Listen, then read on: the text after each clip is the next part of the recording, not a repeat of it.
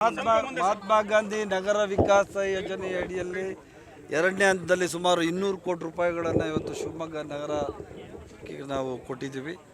ಇಡೀ ರಾಜ್ಯದಲ್ಲಿ ಸುಮಾರು 2600 ಕೋಟಿ ರೂಪಾಯಿಗಳನ್ನು ಮಹಾನಗರ ಪಾಲಿಕೆಗಳು ಕೊಟ್ಟಿದ್ದೀವಿ, 13 ಮಹಾನಗರ ಪಾಲಿಕೆಗಳಿಗೆ. ಅದರಲ್ಲಿ ಶಿವಮೊಗ್ಗಕ್ಕೂ ಸಹ 200 ಕೋಟಿ ಕೊಟ್ಟಿದ್ದೀವಿ. ಆ 200 ಕೋಟಿಗಳ ಹಣಕ್ಕೆ ಟೆಂಡರ್ ಆಗಿದೆ, LOA ಕೊಟ್ಟಾಗಿದೆ. ಈ ಕಾಮಗಾರಿಗಳನ್ನು ಶುರು ಮಾಡಲಿಕ್ಕೆ ಇವತ್ತು ಗುದ್ಲಿ ಪೂಜೆಯನ್ನು ನೆರವೇರಿಸಲಿಕ್ಕೆ ಬಂದಿದ್ದೀವಿ. ಕಾಂಗ್ರೆಸ್ ಸರ್ಕಾರ, ಸಿದ್ದರಾಮಯ್ಯನವರ ನೇತೃತ್ವದ ಸರ್ಕಾರ, DK ಶಿವಕುಮಾರ್ ನೇತೃತ್ವದ ಸರ್ಕಾರ ಎಲ್ರಿಗೂ ಸರ್ವೇ ಜನ ಸುಖಿನೋ ಭವಂತು ಅಂತ ಒಂದು ಮನಸ್ಸನ್ನು ಇಟ್ಕೊಂಡು ಅವ್ರು ಯಾವುದೇ ಪಕ್ಷಕ್ಕೆ ಸೇರಿರಲಿ, MLA ಇರಲಿ, ಯಾರಾದರೂ ಇರಲಿ, ಆದರೆ ಈ ರಾಜ್ಯದ ಕಡೆಯ ವ್ಯಕ್ತಿ, ಈ 2 tier ಸಿಟೀಸ್ ಅಂತೀವಿ, ಈ ಸಿಟಿಗಳಿಗೆ ಮೂಲಭೂತ ಸೌಲಭ್ಯಗಳಿಗೋಸ್ಕರ 2600 ಕೋಟಿ ಕೊಟ್ಟಿದ್ವಿ ರಾಜ್ಯದಲ್ಲಿ. ಅದ್ರ ಪ್ರಕಾರ ಶಿವಮೊಗ್ಗಕ್ಕೂ 200 ಕೋಟಿ ಹೇಳಿದ್ನಲ್ಲ, ಅದನ್ನು ಇವತ್ತು ಗುದ್ಲಿ ಪೂಜೆಯಲ್ಲಿ ಮಾಡ್ಲಿಕ್ಕೆ ಬಂದಿದೆ. ಸರ್, ಈಗಾಗಲೇ ಸ್ಮಾರ್ಟ್ ಸಿಟಿಯಲ್ಲಿ ಶಿವಮೊಗ್ಗಕ್ಕೆ 1000 ಕೋಟಿ ಅಷ್ಟು ಬಂದಿದೆ, ಸಾಕಷ್ಟು ಡೆವಲಪ್ಮೆಂಟ್ ಆಗಿದೆ. ಮತ್ತೆ ಫರ್ದರ್ ಫಂಡ್ ಆಗುತ್ತೆ, ಹಂಗಾರೆ ವಾಪಸ್ ಕೊಟ್ಬಿಡೋದಾ? ನೀವು ಹೇಳಿದ್ರೆ ವಾಪಸ್ ತಗೋತೀವಿ, ನಮಗೇನಿಲ್ಲ.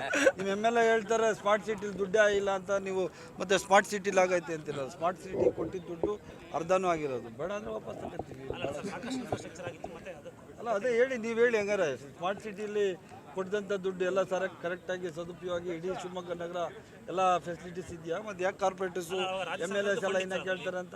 ರಾಜ್ಯ ಸರ್ಕಾರದ್ದೇ ಫಂಡ್ ರೀ, 50% ರಾಜ್ಯ ಸರ್ಕಾರದ್ದೇ ಫಂಡು.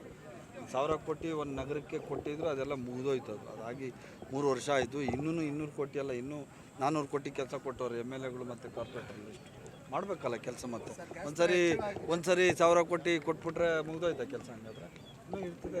ನಿತ್ಯ ನಿರಂತರ ಅಭಿವೃದ್ಧಿ ಕೆಲಸಗಳು ಅನ್ನೋದು ನಿತ್ಯ ನಿರಂತರ ಯಾವಾಗಲೂ ನಡೀತಾ ಇರಬೇಕು. ನಮ್ಮ ಮುಖ್ಯಮಂತ್ರಿಗಳು, ನಮ್ಮ ರಾಜ್ಯ ಸರ್ಕಾರ, ಕಾಂಗ್ರೆಸ್ ಸರ್ಕಾರ ಇವತ್ತು ಯಾವುದೇ ಡಿಸ್ಕ್ರಿಮಿನೇಟ್ ಇಲ್ಲದೆ, ಅಂದರೆ ಮೇಲು ಕೀಳು ಅಂದೆ, ಯಾವುದೇ ಪಕ್ಷದ ಶಾಸಕರಿರಲಿ, ಯಾವುದೇ ಕಾರ್ಯಕರ್ತರಿರಲಿ, ಅವರೆಲ್ಲರಿಗೂ ಸಮಾನವಾಗಿ ಹಂಚಿ ನಗರಗಳನ್ನು ಸುಸಜ್ಜಿತವಾಗಿ ಮಾಡೋದನ್ನೋದೇ ನಮ್ಮ ಉದ್ದೇಶ. ಬೇರೆ ಏನಿದೆಯಾ? ಗ್ಯಾಸ್ ದರ ಹೆಚ್ಚಳ ಆಗಿದೆ, ಈಗ ಸಾಕಷ್ಟು ವಿರೋಧ ಆಗ್ತಿರೋದು ಅಂದ್ರೆ ಹೌದ್ರಿ. ಎಲ್ಲ ನೋಡಿ, ಈಗ ಚುನಾವಣೆ ಆಗೋ ತನಕ BJP ಅವ್ರು ಕಾಯ್ತಾ ಇದ್ರು. ಚುನಾವಣೆ ಮೊನ್ನೆ ಆಗಿರ್ಬೇಕೇನೋ, ಮೊನ್ನೆನೋ ನೆನ್ನೆನೋ, ಯಾವತ್ತ ಮೊನ್ನೆ ಒಂದೇ ದಿವಸಕ್ಕೆ ಹತ್ಸಿ ಕೂತಿದ್ದಾರೆ. ಅದು ಯಾರೂ ಕೇಳೋರಿಲ್ಲ. ಈಗೆಲ್ಲ ಹೇಳ್ಕೊಂಡು ಜಾತಿ ಜನಾಂಗಗಳ ಮಧ್ಯದಲ್ಲಿ ತಂದಿಟ್ಟು ರಾಜಕಾರಣ ಮಾಡ್ಕೊಂಡು ಜಾತಿ ಹೆಸರು ಹೇಳ್ಕೊಂಡು ಪೊಲಿಟಿಕ್ಸ್ ಮಾಡ್ತಾರಲ್ಲ. ಹಂಗಾದ್ರೆ ಪಾಪ ಈ ಬಡವರೆಲ್ಲ ಎಲ್ಲ ಹೋಗ್ಬೇಕು? ಯಾಕೆ ಗ್ಯಾಸ್ ಎಲ್ಲಿಂದ ಎಷ್ಟು ತಗೊಂಡು ಹೋಗ್ಬೇಕು? ಎಷ್ಟಾಗೈತೆ? ನಾನೇನು 1000 ರೂಪಾಯಿ ಏನು ಎಷ್ಟು ಏನು ಮಾಡೋದು? ಅಲ್ಲ, ಏನು ಮಾಡೋದು ಹೇಳಿ? 5 ರೂಪಾಯಿ 10 ರೂಪಾಯಿ ಹೆಚ್ಚಿಸ್ರೇ ಎಲ್ಲರೂ ಸ್ಟ್ರೈಕ್ ಮಾಡೋರು, ಗಲಾಟೆ ಮಾಡೋರು. ಈಗ 900 ರೂಪಾಯಿ ಹೆಚ್ಚಿಸವ್ರೆ ಅಂದರೆ ಬಡವ್ರು ಎಲ್ಲಿ ಹೋಗ್ಬೇಕು? ಏನೋ ಸಿದ್ದರಾಮಯ್ಯನವರು ಕಾಂಗ್ರೆಸ್ ಸರ್ಕಾರ ಇವತ್ತು 5 ಯೋಜನೆಗಳು ಕೊಡ್ತಾ ಇದೆ. ಒಂದು ಮನೆಗೆ ಹೆಚ್ಚು ಕಮ್ಮಿ ಒಂದು ತಿಂಗಳಿಗೆ 7,000ರಿಂದ 8,000 ಕೋಟಿ ಹೋಗ್ತದೆ ದುಡ್ಡು.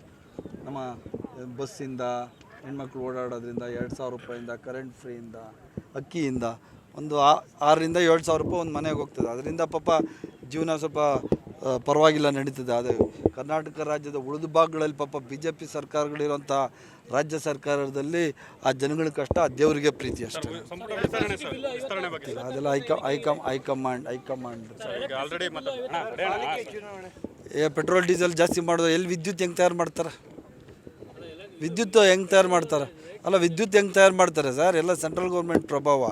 ಸೆಂಟ್ರಲ್ ಗೌರ್ಮೆಂಟು ಗ್ಯಾಸ್ ಬೆಲೆ ಜಾಸ್ತಿ ಮಾಡಿದ್ರೆ, ಪೆಟ್ರೋಲ್ ಬೆಲೆ ಜಾಸ್ತಿ ಮಾಡಿದ್ರೆ, ಡೀಸೆಲ್ ಬೆಲೆ ಜಾಸ್ತಿ ಮಾಡಿದ್ರೆ, ಮ್ಯಾನುಫ್ಯಾಕ್ಚರ್ ಮಾಡೋದು ಅದರಿಂದನೇ ಎಲೆಕ್ಟ್ರಿಕ್ ಮಾಡೋದು. ಎಲೆಕ್ಟ್ರಿಕ್ ಬಂದು ತಯಾರು ಮಾಡಬೇಕಲ್ಲ. ಎಲೆಕ್ಟ್ರಿಕ್ ತಯಾರು ಮಾಡೋದು ಅದು ನ್ಯಾಚುರಲಿ ಜಾಸ್ತಿ ಆಗ್ತದೆ, ಪ್ರಪೋರ್ಷನೇಟ್ಲಿ ಜಾಸ್ತಿ ಮಾಡಬೇಕಾಗ್ತದೆ. ಎಲ್ಲ ಕೇಂದ್ರ ಸರ್ಕಾರನೇ ಕಾರಣ ಅದಕ್ಕೆಲ್ಲ. ಹೆಚ್ಚಿನ ವಿಡಿಯೋಗಳಿಗೆ ಪ್ರತಿಧ್ವನಿ ಯೂಟ್ಯೂಬ್ ಚಾನೆಲ್ ಸಬ್ಸ್ಕ್ರೈಬ್ ಮಾಡಿ, ಬೆಲ್ ಐಕಾನ್ ಕ್ಲಿಕ್ ಮಾಡಿ.